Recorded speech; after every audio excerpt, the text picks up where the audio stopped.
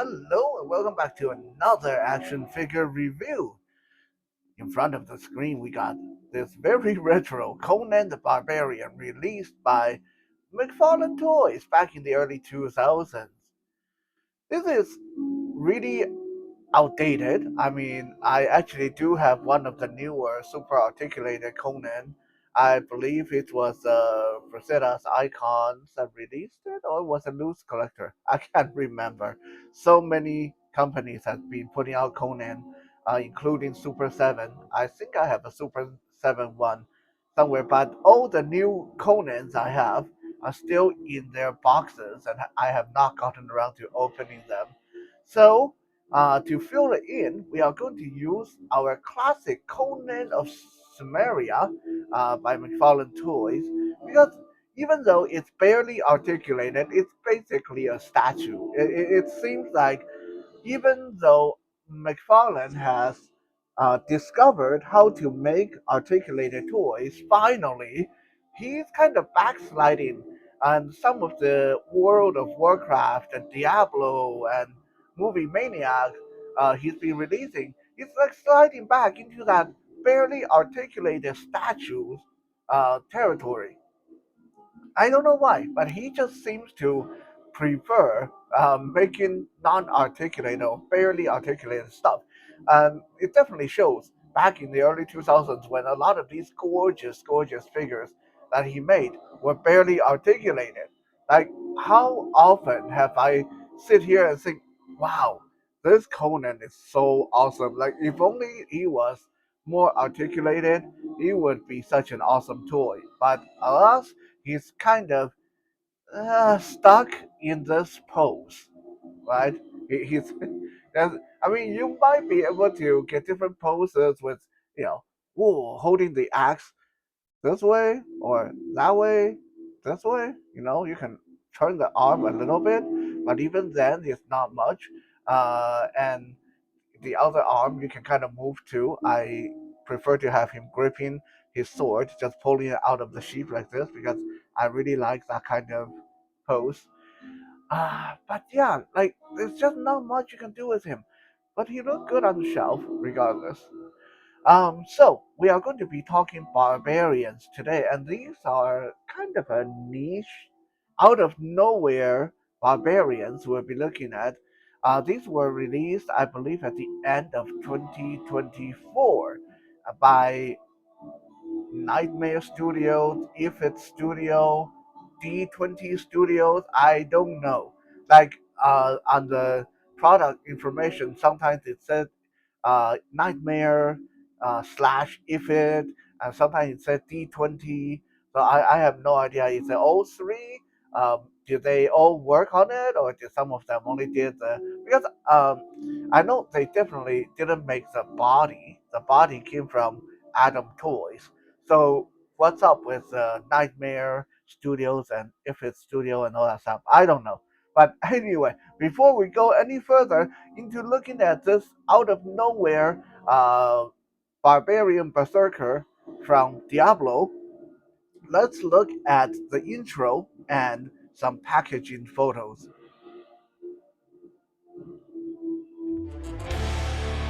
The demons tore through the barriers protecting the world, slaughtering all living creatures on the land. The brave and battle-hardened barbarian tribes were the first to sound the horn of counterattack. They always appear at the forefront of the battlefield, with elite berserkers wielding double-edged blades, resisting the invasion of the demon army with the thunderous sound of war drums. They bought precious time for other human forces to regroup. The land, once protected by the gods, is now ravaged, but the fearless barbarian berserkers will never retreat. Wherever they go, only the roar echoing across the land and the wails of demons in fear can be heard.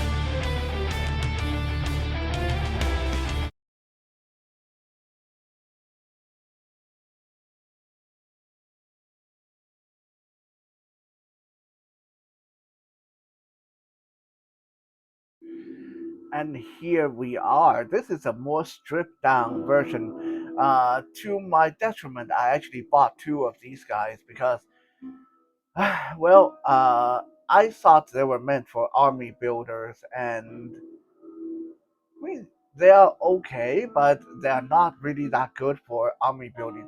But we'll talk about that in a little bit later. For now, just appreciate the sculpt because, like I said, this is the Atom toys. They're super strong, generic body with some of the barbarian pieces added on to turn it into the barbarian. Like I said, I have no idea which part Yfat Studio, which part Nightmare Studio, which part D20. I'm guessing the spiky demon horn and stuff like that. That might be D20. That seems like their cup of tea. But yeah, anyway. Um, the the musculature is decent. It's a very muscular figure, and as Anthony's custom would say, this actually have that V shape, that tapered, big shoulder look that we don't even get a lot on our superhero toys these days. In the size comparison at the end, you'll see when I compare him with the McFarlane Superman action figure and the Marvel Legend Captain Britain action figure, both are supposed to be really muscular.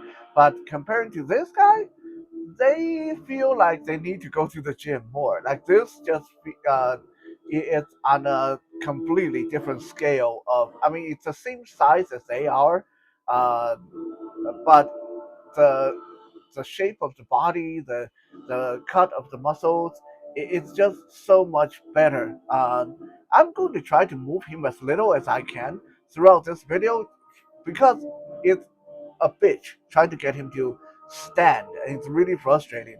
But I'm going to show you guys, like, for example, here at the rib cage, how the the side of the pecs dip down into the rib cage. That is really nice. Like this is, and how the lateral the lats flare out like this. Um, yeah, it's nice. This is a pretty decent muscle sculpt. The tricep, the bicep, the shoulders, how high the uh, traps are on the side of the neck. Um, I mean, we can't really see much abs going on, and I feel that the chest can probably be a little bit thicker. Actually, I feel that the whole body should be just slightly thicker. Uh, but yeah, it is a pretty decent looking figure. And if we look at the thigh, thick, powerful thigh, thick, powerful thigh. Uh,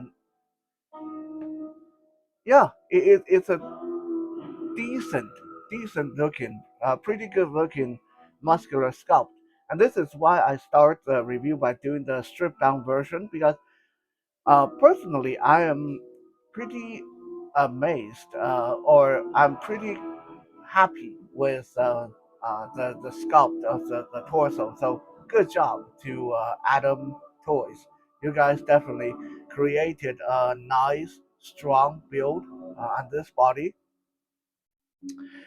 Size-wise, it is pretty good too. It has quite a bit of heft to it, and it will stand in with your Mythic Legions and Savage Crucible and uh, uh, any other fantasy. I mean, it's going to look slightly stunted, slightly small next to Strongheart or War Duke, those guys.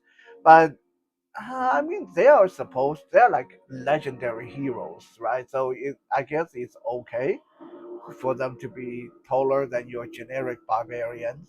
Uh, as far as designs goes, I mean, it's a little bit over the top. I don't play Diablo. I never played Diablo, but I can appreciate this very extreme fantasy design with a demonic belt buckle, this horn. I mean, this is why I say it's kind of crazy, right? Like, why would you wear something on your belt that have the horns coming up like that? Like, anytime you bend over to tie your shoes, well, okay, they don't wear shoes that have shoelaces, but you see what I mean? Like the moment you bend forward to tie your shoes, you impale yourself on your belt buckle. Like that just doesn't seem like very good a common sense as far as design goes. But hey, anyway, no one says that everything about the design have to make sense when it comes to fantasy figure. Turning him around. I'm being so careful because it's a, like I said, it's a bitch to get this guy to stand. Even with some modification to the ankle. When you first get them out of the package, you'll notice that the toe joints are really loose and the ankles are very loose, making them really hard to pose. And there's kind of a lack of range in the ankle as well, thanks to the greaves on their leg. This greave on the leg. It make the feet not wanting to cooperate. So one quick fix. I don't know if you guys can even see it on the screen.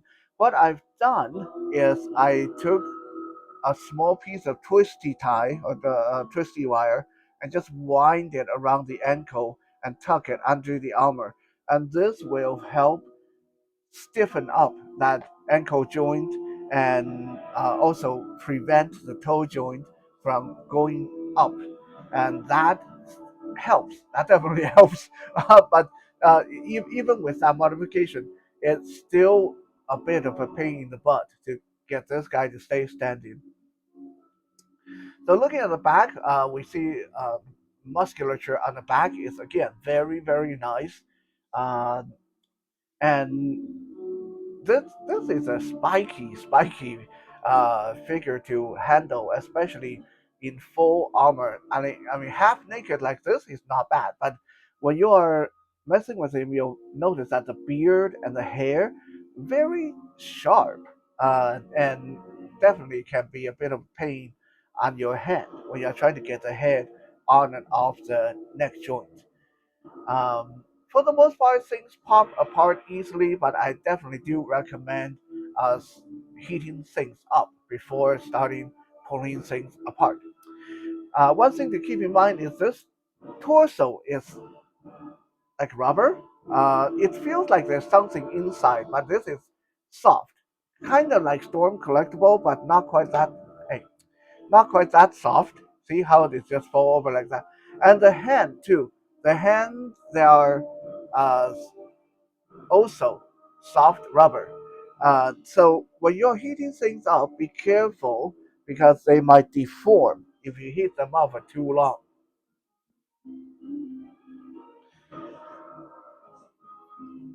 Now let's take a quick look at the weapons, although we will see them on the opposing video.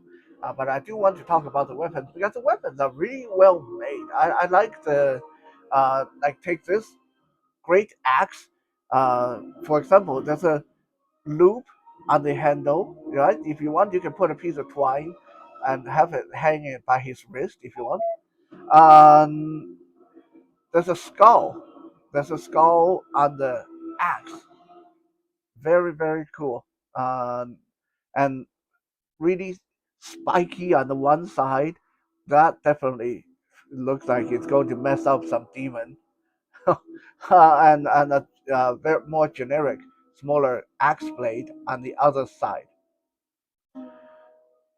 So that is just one of the weapons, and then we have this big sword. This is a yeah, this is like right there in the long great sword uh category. I mean,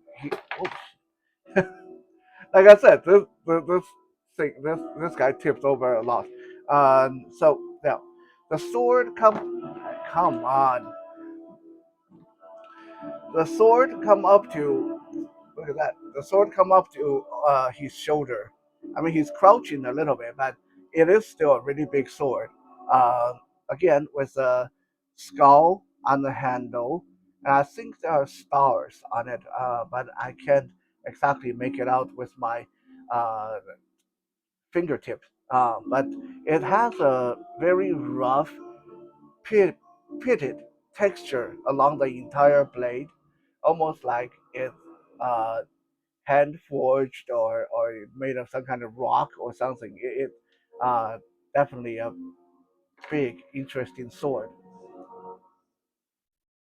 And then that's not all the weapon. It also comes with two smaller swords. Here they are. Two smaller swords. Like these. Yeah? That you can wield one in each hand. Again with the skull design and the cross guard and the skull breaker, bone breaker, and the pommel. And I don't know about you guys, but when I saw these swords, I'm like, these are less like swords for war. These remind me more like barbecue forks.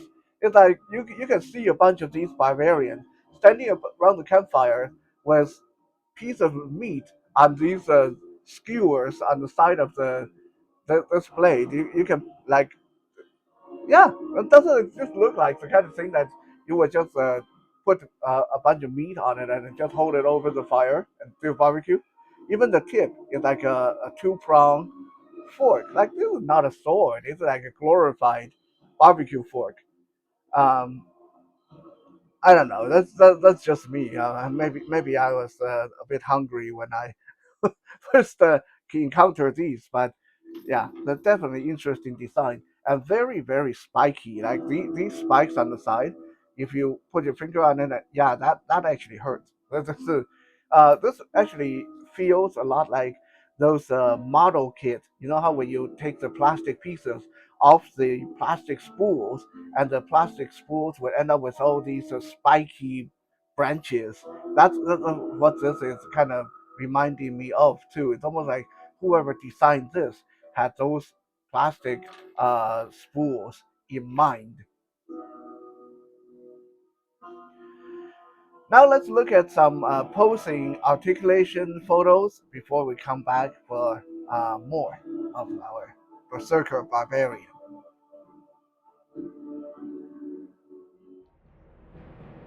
The Barbarian is built on the super strong Atom Toys generic buck with some additional pieces slipped on for the look. It is big and chunky and muscular, although I find the sculpt just a little bit lumpy and soft. Have that old school He-Man kind of a doughy look to it. It comes with a great axe, a great sword, two shorter spiky fork-like swords, three pairs of hands, and two head options, including the removable armors like the shoulder strap, the necklace, the bracers on the forearm. Then you do end up with quite a respectable accessory count. Articulation is not its strong suit as it's normal for something this bulky, but just barely functional to tell the truth. The torso also have kind of a squishy quality, kind of like Storm collectibles, but nowhere as high end or flexible.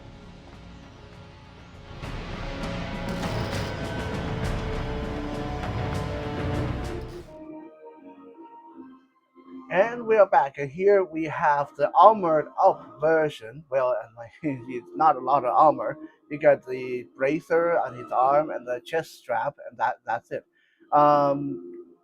The bracers and the chest straps are easy to remove. I am not sure about the rest. Like I tried, but the loincloth and the shin guard just wouldn't come off. So I didn't want to force it. Not to mention the guy doesn't come with bare feet or any other feet options anyway. So even if you remove the greaves, uh, you the just the bottom of that clawed boots going to look kind of silly. So you can see that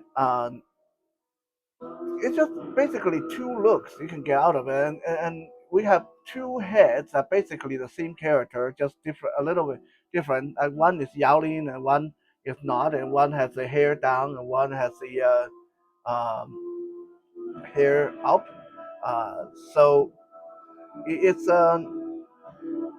it's why I said this is not a good army builder as I thought. Like honestly, if I knew it come with basically the same head, the same character, and if I knew that the lower body armor is this distinguished, uh, basically make it more like one character rather than because like if you have a troop of these guys, it's gonna be weird that all of them have the same demon head on their belt, right? So yeah, like if I knew this was going to be the case, I wouldn't have bought two of these.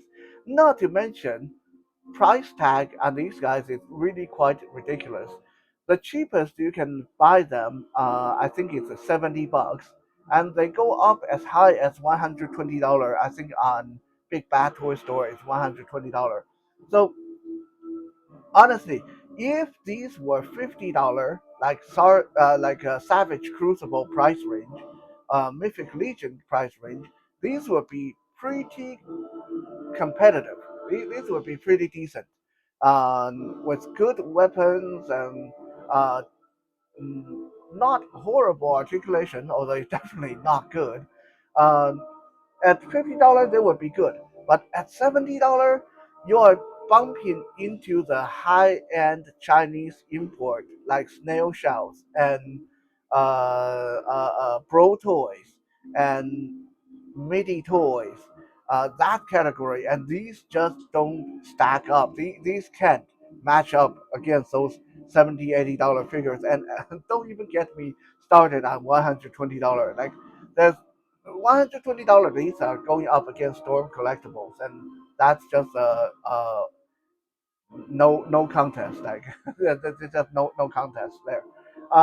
So I think unfortunately, these were marketed as really overpriced, and at that price range, I can't, in good conscience, recommend these. Like, if you can find them on discount, and if you can get them for 50 bucks, then I think go for it. Like, these are pretty decent for 50 bucks, but at the $70 range and the shipping on top of that, yeah, I think there's going to be some serious buyer's remorse, right? With the armor on, there's a lot of limitation on, like the arm is not going to bend that much, the legs not going to bend that much, even though they are effectively double jointed. Um, and of course, the shoulder, the strap, the chest strap with the pauldron is going to limit your upward mobility a little bit.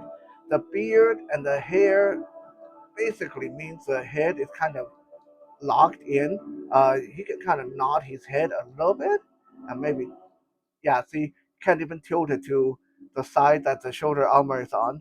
You kind of tilt it to the other side just a tiny bit. But yeah, there's not a lot of articulation. Like the joints are there, but it's limited by the beard and the hair and the refusal to stay standing in a lot of poses. It's a cool, chunky figure, but honestly quite frustrating and definitely overpriced, in my humble opinion. Again, if you can find it on sale, on discount, then snap it up if it's around 40, 50 bucks. That's really good. But I would say don't ever spend full price on these guys. They're not really worth it. Now let's give us a back view with the armor on. Please stay standing. Hi, there we go. Yeah, sometimes you just have to carefully tweak the ankle, a tiny degree to the left, a tiny degree to the right, and then hopefully no one bumps the shelf.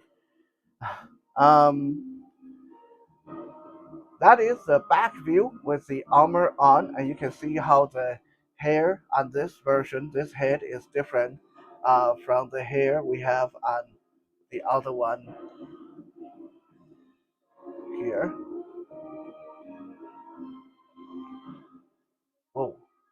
I'm not quite sure it's why it's so hard to get it standing all of a sudden. But for now, I'm just going to lean it up against the backdrop so I don't waste your time while I keep fiddling with it. One last view of our two barbarians beside Conan. They're definitely bigger, but they do look like they can fit together and as a team. Now let's have my closing statement, and we'll review some other toys later.